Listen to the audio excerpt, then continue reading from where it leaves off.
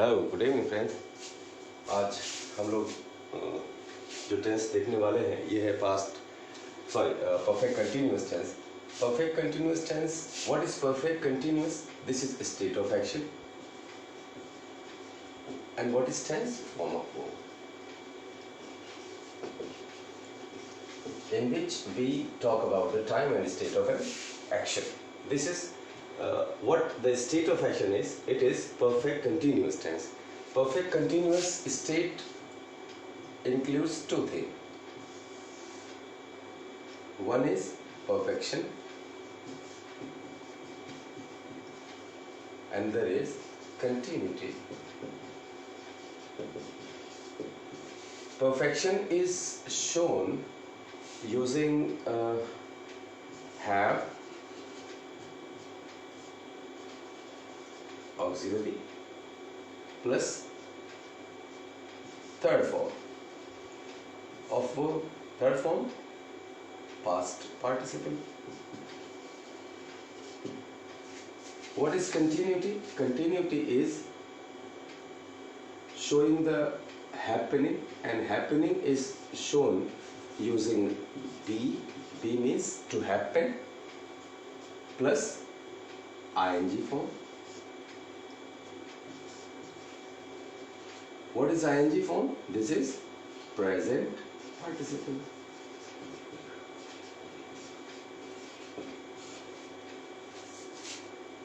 What is be? In this form, continuity, be is auxiliary. Just like that.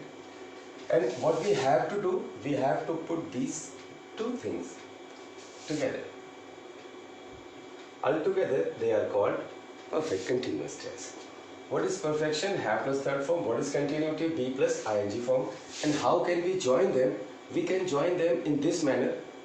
Have plus third form. This is perfection. And be plus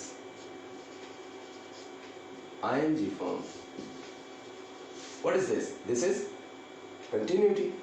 So if we convert be into its non-finite form, or to say the third form, what is third form? Third form is nothing but past participle. What is past participle form of be? It will be have will be taken as it is. Third form of be is been and plus ing form.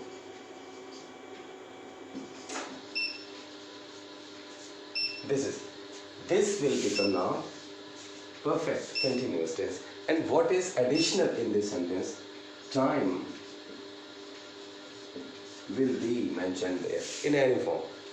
Time will be there. Sense of time, or in written form, time will be there.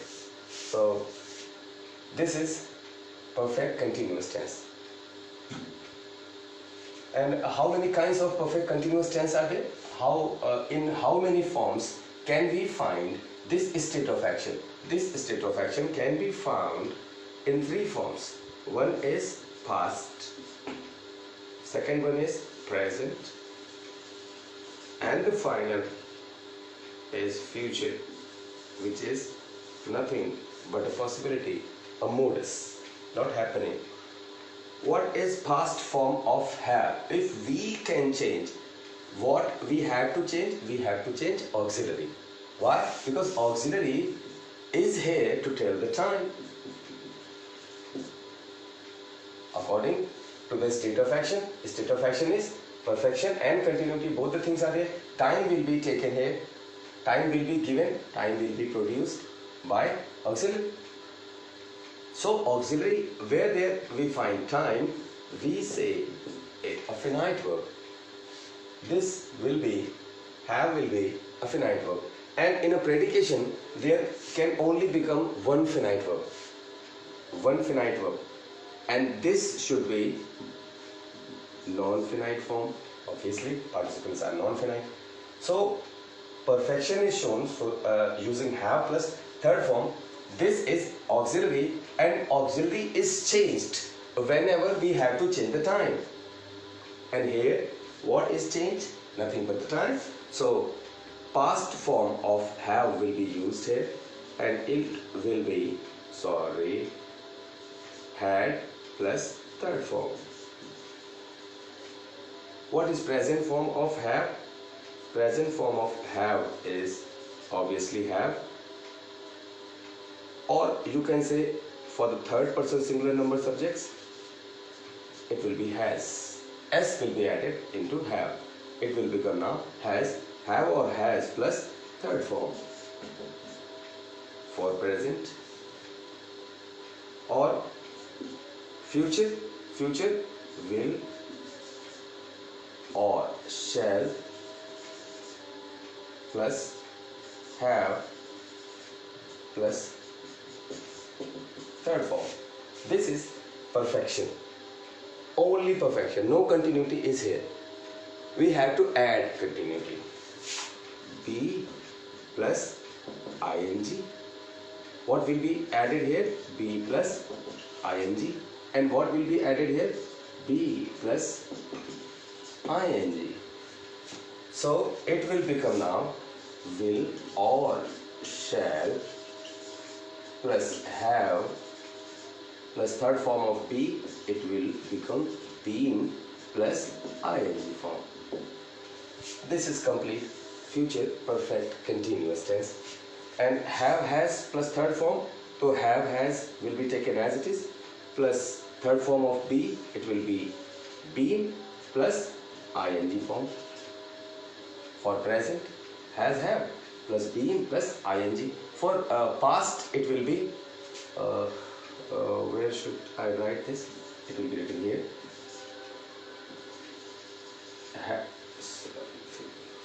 Had plus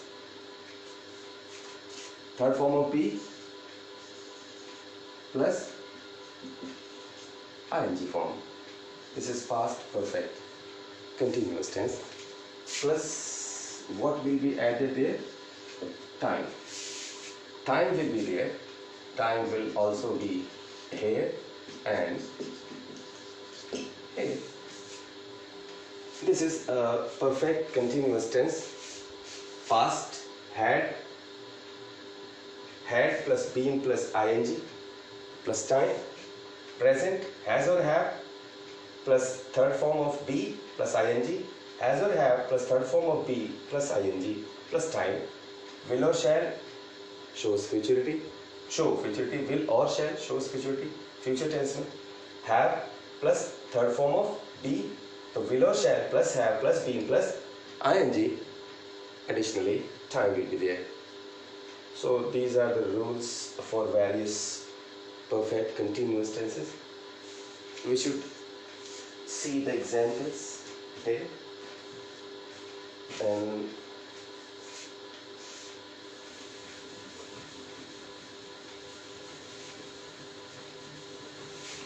examples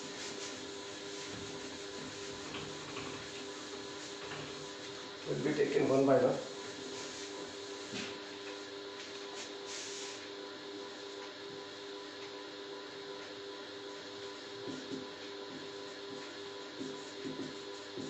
Past perfect continuous tense. Had plus been plus ing form. Additionally, time.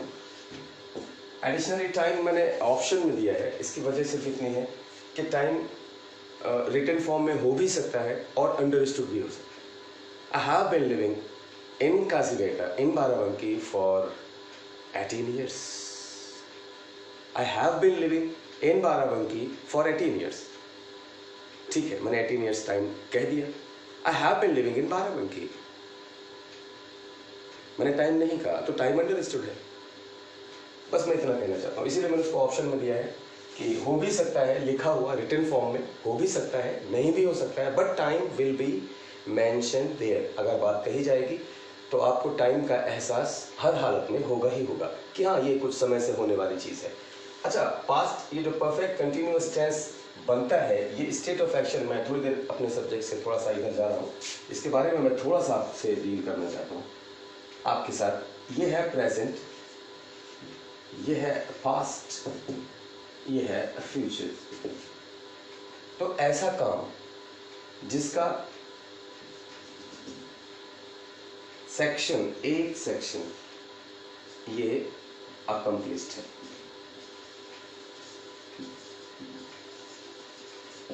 पूरा है, perfect, काम खत्म हो चुका है। सड़क बननी थी, यहाँ तक बननी है, भविष्य में जब पूरी होगी तो यहाँ तक बनेगी। अभी कहाँ तक बनी है? अभी यहाँ तक बनी है, आगे इतनी और बनेगी, यहाँ तक जाएगी। फ्यूचर, तो ये है फ्यूचर। फ्यूचर लेंथ में मिलता है, पास्ट लेंथ में मिलता है, प्रेजेंट हमेशा पॉइंट ऑफ टाइम में मिलता है। We are at present, we are talking at present, we live at present. तो वर्तमान हमेशा एक क्षण भर के लिए होता है, एक समय बिंदु मिलता है हमें। यहाँ तक जितना काम हो गया है ये है परफेक्ट, पूरा, खत्म, फिनिश। ये प्रेजेंट है और प्रेजेंट में ये ऑनगोइंग है, ऑनगोइंग। एक काम खत्म नहीं हुआ है अभी ये चल रहा है, पास्ट से चलता आ रहा है और इसके फ्यूचर में भी चलते रहने की संभावना है। अभी काम चूंकि पूरा नहीं हुआ है। इस स्टेट ऑफ एक्शन को आगे चल करके ये तीर इस बात को शो करता है, कंटिन्यूटी को। ये काम कंटिन्यूअस फॉर्म में चल रहा है, लगातार चल रहा है। तो परफेक्शन भी है, इतना काम पूरा भी है, और कंटिन्यूटी भी है, काम चल भी रहा है। तो ये स्टेट ऑफ एक्शन है जो ये बताती है काम की वेरियस स्टेट्स होती हैं, उनमें ये perfect continuous tense state of action ये क्या बताती है? ये यही बताती है काम का हिस्सा पूरा है, बाकी हो रहा है। तो जो काम का हिस्सा पूरा है उसके लिए हैड, और जो हो रहा है उसके लिए बीइंग प्लस आईएनजी फॉर्म ये यूज़ करते हैं। मैं या चलो कोई थर्ड पर्सन ले लेते हैं। राम 2 दिनों से खाना बना रहा था। तो राम 2 दिनों से खाना, हमारे दिमाग में आता है ना, वी आर इंडियन, ट्रांसलेशन हम सीखते हैं इसीलिए, ग्रामर के रूल्स सीखना हमारे लिए मजबूरी होता है। मैंने कई बार लोगों को ये कहते सुना है, मैंने यूट्यूब पे वीडियोस देखे हैं, लोगों ने बना के मेहनत की है, ऐसी बात नहीं है, लेकिन वहाँ पर उन्होंने एक बात कही है कि आपको ग्रामर को कोने में रख देना चाहिए।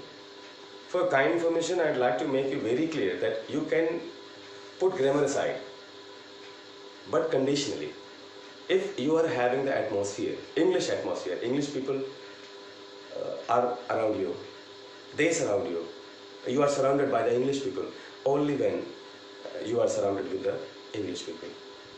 And if you are not surrounded with the person who can speak English in a proper way, I think grammar is a must. Without grammar you don't have a base.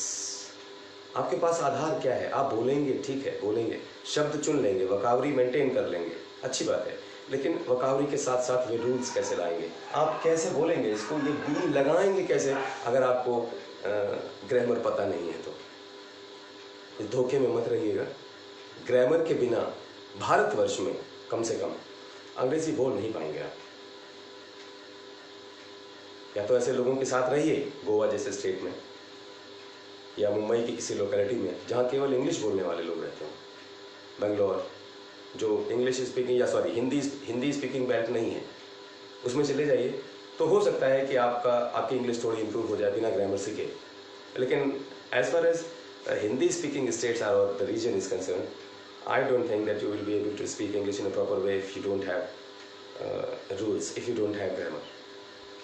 So please pay attention towards grammar.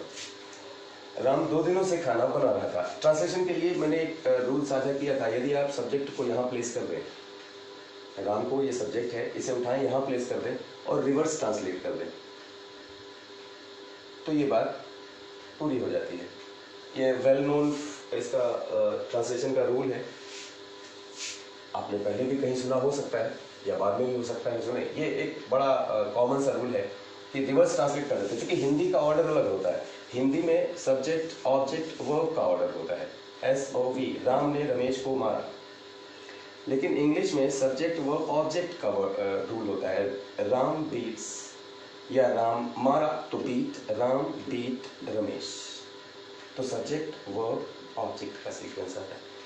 इसलिए चूंकि verb और object इधर उधर होते हैं, तो अगर आप सब्जेक्ट को उधर प्लेस करते हैं तो ऑर्डर बिल्कुल सीधा बन जाता है, एकदम सीधा। आप इधर से उधर को ट्रांसलेट कर सकते हैं, तो इधर से करते चले जाइएगा तो भी हो जाएगा, लेकिन वो ट्रांसलेशन करेंगे कैसे, आप उसको अनुवाद करेंगे कैसे, इसके लिए इस रूल को जानना। और मैं समझता हूँ कि ये बहुत आसान है, इसमें कुछ भी कठिन मुझे लगता नहीं है।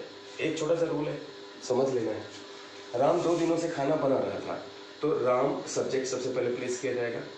2 दिनों से खाना बना रहा था, बना रहा था, 2 दिनों से खाना बना रहा था के लिए have been preparing food, ये आ गया खाना बना रहा था। have been 2 दिनों से, इसका सेंस आपको रखना पड़ेगा, वरना खाना बना रहा था को आप was preparing food लिख देंगे। आपके दिमाग में ये रहना चाहिए कि 2 दिनों से बात की गई है, लेंथ ऑफ टाइम की बात हम कर रहे हैं यहाँ पर। लेंथ ऑफ टाइम, हम टाइम को लेंथ में लेते हैं, और कंटिन्यूअस टेंस में कंटिन्यूटी केवल शो करनी हो, कंटिन्यूअस टेंस लिखना हो, तो कंटिन्यूअस टेंस में केवल हम पॉइंट ऑफ टाइम की बात करते हैं। उस पॉइंट ऑफ टाइम पर आप क्या कर रहे थे, भले ही वो हम पॉइंट ऑफ टाइम कोई मिनट ले लें, भले ही वो पॉइंट ऑफ टाइम किसी घंटे की बात करें, भले ही वो पॉइंट ऑफ टाइम कोई दिन हो, कोई हफ्ता हो, कोई महीना हो, कोई साल हो, कोई दशक हो, कोई शतक हो, कोई शताब्दी हो, कोई युग हो, it doesn't matter. Unit of time आपने क्या ले रखी है इसका कोई मतलब नहीं है। अगर उसे हमने पॉइंट की तरह से शो किया है कि उस शताब्दी में ऐसा हो रहा था, उस शताब्दी से ऐसा हो रहा था, तो हम लेंथ की बात कर रहे हैं। तो इसमें लेंथ लेनी है जब भी आप परफेक्ट कंटिन्यूअस टेंस की बात करते हैं। और जब आप कंटिन्यूअस टेंस ओनली बोलते हैं तो आपको पॉइंट ऑफ टाइम की बात करनी होती है। पॉइंट ऑफ टाइम ये है लेंथ ऑफ टाइम, और ये है पॉइंट ऑफ टाइम। इस पर कोई भी पॉइंट ऑफ टाइम, वेरियस इतने सारे पॉइंट्स ऑफ टाइम हो सकते हैं, जैसे एक रे और एक पॉइंट, जैसे आप फोटोन के बारे में पढ़ते हैं कि फोटोन के पास ड्यूअल नेचर होता है, पार्टिकल नेचर भी होता है, वेव नेचर भी होता है। तो ये हम पूरी वेव की तरह यदि देखें टाइम को, तो हम देखते हैं परफेक्ट कंटिन्यूअस टेंस। और अगर इसे हम एक फोटोन की तरह से देखें, एक पार्टिकल की तरह से देखें, तो हम कंटिन्यूअस टेंस की बात करते हैं। मैंने थोड़ा सा उसको रखा है इसमें। तो Ram have been preparing food, what food, food is object, 2 दिनों से, फॉर 2 days। अच्छा, इसमें एक चीज आती है, ये 2 days है क्या, दिनों का नाम है। 2 दिन ये एडजेक्टिव है, एडजेक्टिव ऑफ नंबर, ये नाउन है। दिन क्या, समय के एक यूनिट को हम दिन कहते हैं, उसका नाम है दिन, ये है नाउन, ये है प्रीपोजिशन टू, हाँ प्रीपोजिशन एडजेक्टिव, ये रहा प्रीपोजिशन। ये प्रीपोजिशन वेरी कर सकता है। अगर मैं कहूँ 2 दिनों से की जगह पर मैं लिख दूं 2 बजे से, तो ये पॉइंट ऑफ टाइम हम फिक्स कर देते हैं। यहाँ से लेंथ लेनी है, मतलब हमने आपको एक रैंडम लेंथ दे दी 2 घंटे, तो इसको आप कैलकुलेट नहीं कर सकते। मैंने जो कह दिया you'll have to accept, no calculation will be possible there। मैंने कहा 2 दिन से, कौन से 2 दिन, you can't define, you can't you can say imagine about those 2 days, what those 2 days were। 2 दिन से, हमने कहा रविवार से, तो मैंने यहाँ पर आपको क्या दिया, ये पॉइंट ऑफ टाइम दिया, और आज है मंगलवार, तो यहाँ से यहाँ तक का टाइम, ये क्या है, ये चीज है। इसके लिए क्या आता है, ये है परफेक्ट कंटिन्यूअस का, सॉरी ये है लेंथ, जिसके लिए आपको केवल फॉर दिया जाएगा। ये पॉइंट ऑफ टाइम से, सॉरी ये पॉइंट ऑफ टाइम से लेंथ है, तो इसके लिए सिंस दिया जाएगा, आई एम सो सॉरी, और इसके लिए आपको फॉर यूज करना होगा। ये प्रीपोजिशंस है जिसको आप कैलकुलेट नहीं कर सकते, जो दे दिया गया बस वही फिक्स है। और जिसे आप कैलकुलेट कर सकते हैं, मंगलवार से, सॉरी रविवार से, तो संडे से आज तक 2 दिन हुए, इस तरह से भी 2 दिन ही आएगा, और हमने सीधे कह दिया 2 दिन, इस तरह से भी 2 दिन ही आएगा। लेकिन यहाँ पर फिक्स है वे कौन से 2 दिन है, इसलिए वे सुनिश्चित हैं, निश्चित हैं, फिक्स हैं। पॉइंट ऑफ टाइम से कैलकुलेशन आप भी कर सकते हो, तो ये मेरे कहने का मतलब था, ये सिंस और फॉर दो का इस्तेमाल होता है, दो प्रीपोजिशन है जो इस नाउन को जोड़ने का काम करते हैं। अच्छा, एक चीज़ और मैं आपके साथ डील करना चाहता था कि जब आप इसको लिखते हो फॉर 2 days, ये है क्या? ये होता है एडवर्ब। इसका रोल प्ले क्या है? इसमें एडजेक्टिव है, प्रीपोजिशन, एडजेक्टिव और नाउन, ये पूरा मिल करके बनाते क्या है? Adverb, adverb of time. इसके साथ आपने इसको सबको जोड़ा हुआ है, ये पूरा रोल प्ले किस चीज का करता है? एडवर्ब का। और एडवर्ब ऑफ टाइम को सेंटेंस के सबसे लास्ट में प्लेस किया जाता है इफ इट इज कैजुअल। तो इस चीज को देखेंगे, ये है क्या? ये बनाता है, ये पार्ट ऑफ स्पीच चेंज हो जाता है। अगर हम इस सेंटेंस में इसका रोल प्ले पूछें क्या है, तो रोल प्ले एक एडवर्ब का है। 2 दिनों से खाना बना रहा था। अच्छा, इसको नेगेटिव बनाना हो तो नेगेटिव के लिए हम करते क्या है? ऑक्सिलरी और मेन वर्ब, इनके बीच में नॉट प्लेस कर देते हैं, ऐसे तो करते हैं। तो आप क्या करिए, ये रही ऑक्सिलरी और ये रही मेन वर्ब, इन दोनों के बीच में नॉट को प्लेस कर दीजिए।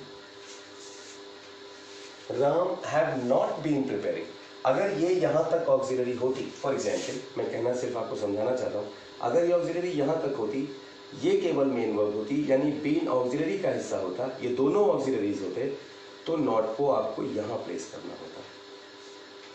क्योंकि नेगेटिव स्टेटमेंट का जहां तक मैं समझता हूं, आपको सेंटेंस का फ्रेम याद होगा, सब्जेक्ट, वर्ब, ऑब्जेक्ट, ये फ्रेम होता है। जब आप नेगेटिव बनाते हो स्टेटमेंट का, पॉजिटिव स्टेटमेंट, जब आप नेगेटिव बनाते हो तब आप इसके साथ ऑक्सिलरी रखते हो, इसके साथ नॉट रखते हो, इसके साथ मेन वर्ब रखते हो और इसके साथ ऑब्जेक्ट प्लेस करते हो। तो इसके 2 हिस्से होते हैं, एक ऑक्सिलरी और मेन वर्ब। क्यों? क्योंकि आपको इस एक्शन को नेगेटिव बनाना होता है, तो इस एक्शन का नाम रह जाता है, यहां पर टाइम आ जाता है, और जो मेन चीज है, जैसे डूइंग है तो यहां पर डूइंग आ जाएगी, बीइंग है तो यहाँ पर बीइंग आ जाएगी, हैव है तो यहाँ पर हैव आ जाएगा। तो ये ऑक्सिलरी की फॉर्म में आएंगे। इसमें से ये बताना तो हमें टाइम है, लेकिन टाइम बताने के लिए ये तीनों स्टेट्स ऑफ एक्शन की बात करते हैं, ये इंडेफिनिट, ये कंटिन्यूअस और ये परफेक्ट। तो जैसा स्टेट ऑफ एक्शन है उसके अकॉर्डिंग, समय के अकॉर्डिंग हम यहाँ पर ऑक्सिलरी यूज करते हैं, और उसमें अगर कोई एक्शन है, उसका होना है, एक्शन का किया जाना है या परफेक्शन है, वो सारी चीज़ें ऑक्सिलरी में आ जाती हैं। मैं एक मिनट करके दिखाता हूँ आपको। Ram have not been preparing food. अब इसमें जो प्रिपेयरिंग है, ये बनाने को तो बता सकता है, लेकिन ना बनाने को जब बताना होगा तब हमें नॉट लगाना पड़ता है और उसके साथ एक ऑक्सिलरी स्पष्ट अलग से यूज करनी पड़ती है। ये आपको इंडेफिनिट टेंस में बहुत सही दिखाई देता है। जैसे मैं लिखूं, ही वर्कड हार्ड, ये एडवर्ब है, मैनर बताता है। ही वर्कड हार्ड में ये वर्ब है। अब इसको नेगेटिव बनाना है तो हमें करना होता है he did not work hard, ऐसा। इसमें इसलिए कह रहा हूँ क्योंकि इसमें ऑक्सिलरी पहले से है, इसमें ऑक्सिलरी है नहीं, तो जब जोड़ी जाती है तब आपको उसकी अहमियत का पता चलता है। इसमें हम केवल इतना रख सकते थे, ही नॉट वर्कड हार्ड, केवल यहाँ नॉट ऐड कर देते, बाकी ऐसे रखते, सेकंड फॉर्म रखते, पास्ट टेंस हो जाता है। तो हम इसमें डिड क्यों यूज कर रहे हैं? सेकंड फॉर्म की वर्ब लगा रहे, ये ऑक्सिलरी है बट सेकंड फॉर्म की है ना, डू का सेकंड फॉर्म है डिड, तो पास्ट टेंस को इंगित करना है, हमने डिड को लगा दिया, वर्क को हटा दिया, वर्क को हमने केवल वर्क रखा। तो यहां पर क्या, ये वर्क क्या है और ये ईडी हटा करके डिड क्यों लगाया गया, ये इस ऑक्सिलरी की अहमियत को बताता है। अब जब आपने ये कहा था कि ही वर्कड हार्ड, उसने कठिन परिश्रम किया, तो वर्कड काम के किए जाने को बता सकता है। काम, उसमें काम है, इसमें देखिए है क्या, इसमें एक्शन का नाम है और एक्शन का टाइम है, इसके साथ 2 चीजें हैं। और जब आप इसे नेगेटिव बनाते हो तो ये नाम है, ये किया जाना डूइंग बता सकता है या हैपनिंग बता सकता है। ये ना किया जाना या ना होना वर्ब नहीं बता सकता, और ऐसी कोई दूसरी वर्ब नहीं है जो ना किया जाना बता सके। इसी के यूज करना पड़ेगा और इसी के साथ नेगेशन करना पड़ेगा, ये मजबूरी है। तो जब हमें ये करना होता है तब हम इसकी सेकंड फॉर्म को हटाकर इसकी सेकंड फॉर्म हम डिड को दे देते हैं और इसको हम बेस में चेंज कर देते हैं। और बेस होता क्या है, इसमें नाम होता है, टाइम भी गायब हो जाता है। केवल अब इसमें दो चीजें हैं, एक्शन का नाम है और टाइम है। अगर हमने टाइम निकाल लिया, टाइम तो डिड में आ गया, तो अब इसमें बचा क्या, नाम। अगर केवल नाम बचा तो इसका किया जाना भी तो बचेगा। इसमें दो चीजें हैं, इसमें टाइम है और इसमें डूइंग है। इसमें किया जाना भी है इसी डिड के अंदर और इसका टाइम भी इसी के अंदर है, परफॉर्मेंस भी इसी के अंदर है और टाइम भी इसी के अंदर है। दोनों चीजें इस डिड में है। ऐसा हम क्यों करते हैं, क्योंकि जब हमें ना किया जाना बताना होता है तो इसमें लिखा हुआ है कि वह उसने कठिन परिश्रम किया, उसने कठिन काम किया, उसने बड़ी मेहनत से काम किया, ऐसा लिखा हुआ है। और इसमें लिखा हुआ है कि उसने मेहनत से काम करने का काम करना नहीं किया। उसने मेहनत से काम करना नहीं किया। उसने मेहनत से काम नहीं किया। उसने मेहनत से काम किया। इसके अंदर दो चीजें, इसके अंदर नाम भी है और इसके अंदर टाइम भी है। इसके अंदर क्या है, इसके अंदर क्या है, केवल नाम। इसलिए इसको बेस फॉर्म कहते हैं। बेस फॉर्म नाम होता है, नाम का मतलब होता है वर्बल नाउन, और वर्बल नाउन इसके लिए हम यूज करते हैं वर्बल नाउन। और वर्बल नाउन जो नाम बताने के लिए केवल यूज हो, जिसका और कोई काम ना हो, उसे कहते हैं बेयर इन्फिनिटिव। ये बेयर इन्फिनिटिव है, बिना इन्फिनिटिव का, बिना बी का इन्फिनिटिव, सॉरी, बिना बी का इन्फिनिटिव, इसको बेयर इन्फिनिटिव कहते हैं। ये ऑक्सिलरीज के साथ यूज होता है, डिड के साथ, डू के साथ यूज होगा, सभी मॉडल्स के साथ यूज होता है। जितनी पॉजिटिव वर्ड्स होती हैं उनमें दो के साथ यूज होता है। बहुत सारी बेयरिंग, कंसर्निंग, कंसिडरिंग, ये सारी वर्ब्स हैं जो सभी के आईएनजी फॉर्म्स में हैं। तो हम इनको पार्टिसिपल फॉर्म्स में, तो इनको हम जब भी लिखते हैं तो हम बेयर इन्फिनिटिव के साथ लिखते हैं, क्योंकि टाइम, काम का नाम केवल इनके साथ हमें रखना होता है। टाइम और किया जाना, उसका होना, वो ऑक्सिलरी के साथ आ जाता है। इसलिए हम बेस फॉर्म यूज करते हैं, हमेशा बेस फॉर्म। जब भी नाम बताना होता है, कोई ऐसी ऑक्सिलरी जैसे डिड या मॉडल आते हैं, इनके साथ हम केवल बेस यूज करते हैं। ये फर्स्ट फॉर्म नहीं है, this is not first form. जब भी फ्यूचर टेंस आता है उसमें भी ऐसा ही होता है, तो उसमें भी ये बेस फॉर्म होती है, फर्स्ट फॉर्म नहीं होती। ये कुछ मैं अलग से करना चाहता था आपके साथ शेयर कि ऑक्सिलरीज की अहमियत क्या होती है। सिर्फ समय बताने के लिए हमें लगता है कि इनको हम पढ़ाते भी हैं, समय बताने के लिए यूज़ किया जाता है, लेकिन केवल ये होता नहीं है, इसके अंदर बहुत कुछ होता है। आंखें केवल देखने के लिए हैं, बिल्कुल है, लेकिन आंखों से भाव भी पैदा होते हैं। विज्ञान सिर्फ देखने की बात करता है, लेकिन आंखों का महत्व तो कुछ और भी है, हम जानते हैं बहुत अच्छी तरह। राम 2 दिनों से खाना बना रहा था, नहीं बना रहा था। अगर लिखें क्या राम 2 दिनों से खाना बना रहा था, तो ये इंटरोगेशन हो जाएगा। इंटरोगेशन हो जाएगा, ये फ्रेम चेंज हो जाएगा, इसकी जगह पर ये फ्रेम काम नहीं करेगा। अब हमें क्या करना होगा, हमें ये ऑक्सिलरी सबसे पहले रखनी होगी।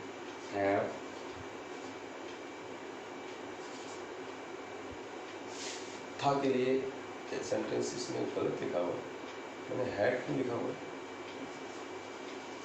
Sorry, I am so sorry, मैंने ध्यान नहीं दिया, इसको हैड कर दिया करेंगे। अच्छा देखिए, इसमें हैड ऑक्सिलरी सबसे पहले रखनी होगी, ऑक्सिलरी के साथ सब्जेक्ट आएगा। सब्जेक्ट क्या है, राम, हैड राम इसके बाद क्या आएगी, मेन वर्ब आएगी, बीन प्रिपेयरिंग फूड, और इसके बाद फॉर 2 days टाइम लिखा हुआ है।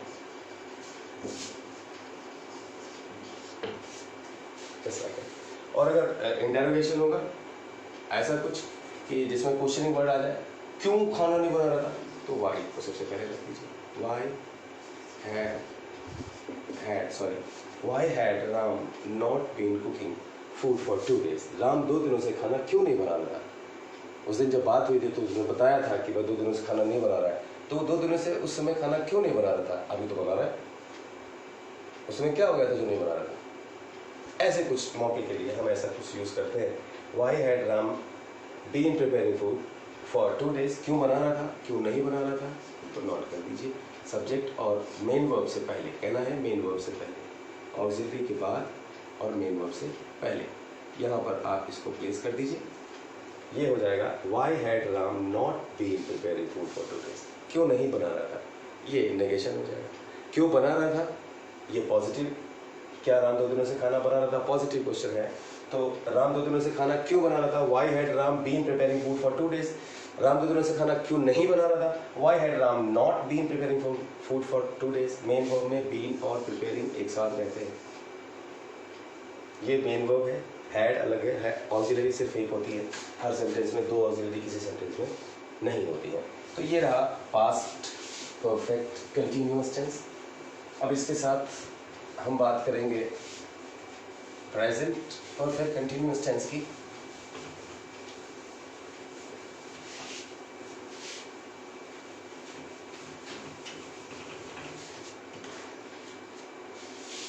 ये प्रेजेंट आ जाएगा,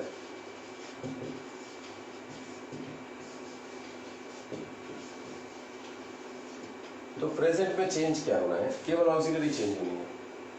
तो प्रेजेंट परफेक्ट कंटिन्यूअस की बात करते हैं तो इसमें आप हैज या have plus been plus ING form plus time अगर दिया गया है तो ये इसका फ्रेम है, इस फ्रेम पर इसको लिखेंगे।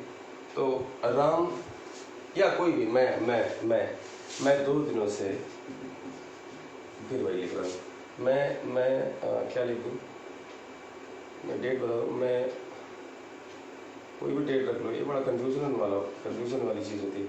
मैं 15 जनवरी से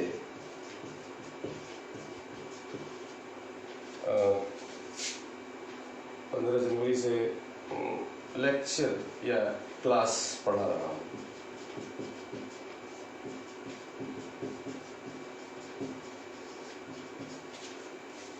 तो 15 जनवरी से चल रहा है, ये अप्रैल का महीना है, काफ़ी टाइम हो चुका है और अभी भी ये कंटिन्यू है, तो परफेक्शन भी है, कंटिन्यूटी भी है। बड़ी बात है समय के साथ से, 15 जनवरी को क्लास पढ़ा रहा था या हूँ, आज 15 जनवरी है, आज मैं क्लास पढ़ा रहा हूँ, तो मैं पॉइंट ऑफ टाइम की बात कर रहा हूँ। और अगर से लगा दिया, हिंदी की बात कर रहे हैं, तो ये ड्यूरेशन ऑफ टाइम हो जाती है, बस ये परफेक्ट कंटिन्यूअस टेंस हो जाता है।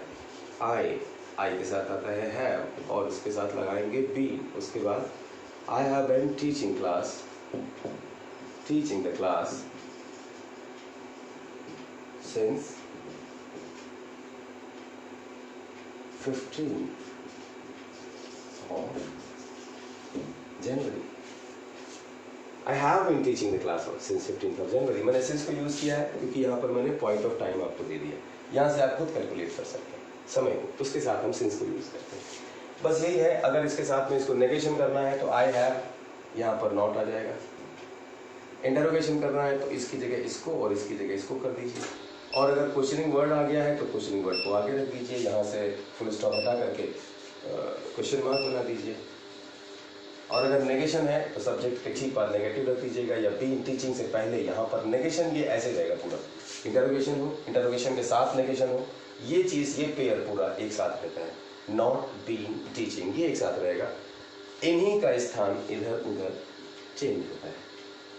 बस have I not been teaching, I have not been teaching, बस इसको इधर से इधर कर दीजिएगा, ये इंटरोगेशन हो जाएगा। बस इतना सा है ये। अब बात करते हैं फ्यूचर टेंस की, फ्यूचर परफेक्ट कंटिन्यूअस टेंस की। आसान है, इसमें ऐसा कुछ है नहीं। मुझे लगता है और ज़्यादा कुछ टेकअप करने की कर लेंगे आप। बात करते हैं फ्यूचर परफेक्ट कंटिन्यूअस टेंस की।